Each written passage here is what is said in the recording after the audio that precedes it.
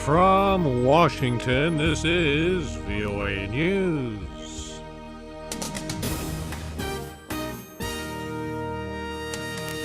Iran appeals for understanding before nuclear talks. Food aid needed for typhoon survivors in the Philippines. I'm Ray Kouguell reporting from Washington. A senior U.S. lawmaker says Congress will not vote on new economic sanctions against Iran, while international negotiations aimed at curbing Tehran's nuclear program continue. U.S. Senator Bob Corker spoke Tuesday shortly after a White House meeting with key Senate leaders. In that meeting, President Obama asked that any new sanctions be delayed, while nuclear talks set to resume Wednesday continue in Geneva. Iran's foreign minister issued an internet video appealing viewers to understand Iran's insistence on a right to enrich uranium and portraying the country as a champion of developing nations who want to stand up to world powers. VOA's Al Pessin reports.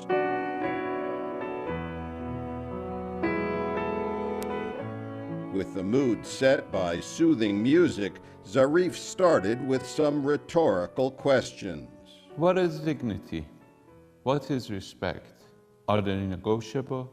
Is there a price tag?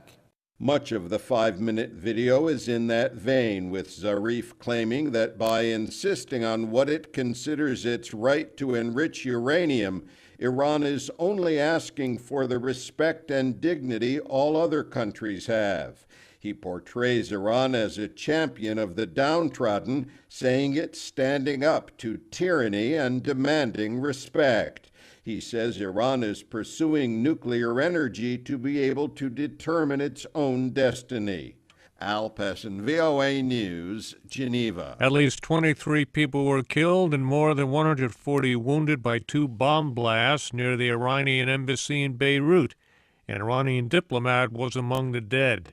VOA's Elizabeth Arrett has details. It was a scene of devastation in South Beirut when 2 explosions left victims lying shattered on the ground and the area in and around the Iranian embassy blackened by the blasts. Lebanese authorities say a suicide bomber and a car bomb were the source of the destruction in the Bir Hassan neighborhood. Lebanon's health minister Ali Hassan Khalil called it a terrorist attack. An al-Qaeda-linked group called the Abdullah Azam Brigades claimed responsibility for the bombings and threatened further attacks unless Iran pulled its forces out of Syria. Tehran is the major regional backer of Syrian President Bashar al-Assad, a member of the Alawite sect derived from Shiite Islam. Elizabeth Arrett, Cairo. The Afghan government says the United States has agreed to not let its forces raid and search the homes of ordinary Afghans under a proposed security agreement. Searches of Afghan homes by U.S. forces had emerged as a sticking point in negotiations and threatened to derail the bilateral security agreement, which will govern the presence of forces in Afghanistan after most foreign troops leave next year. Spain's national court ordered arrest warrants for former Chinese President Jiang Zemin and 4 other officials on suspicion of involvement in alleged genocide in Tibet. The plaintiff that provided the document is the Tibet Support Committee, a Spanish group that advocates for the rights of Tibetans in China. The United Nations says it is yet to reach almost a quarter of those in need of emergency food aid 11 days after Typhoon Haiyan devastated the central Philippines. The World Food Program says it's reached 1.9 million people out of the estimated 2.5 million Filipinos in need of assistance. WFP Executive Director Earthren Cousin says her agency faces several logistical challenges in reaching the remote areas. We're working to continue to partner with both the government, the NGO community, the Red Cross, and both national and international partners to ensure that every person that has been impacted by the storm who needs food assistance receives food assistance. The Philippine government says the typhoon killed more than 3,900 people and left about 1,200 missing. More than 20 people were killed Tuesday when Islamist militants attacked a police station in central Somalia.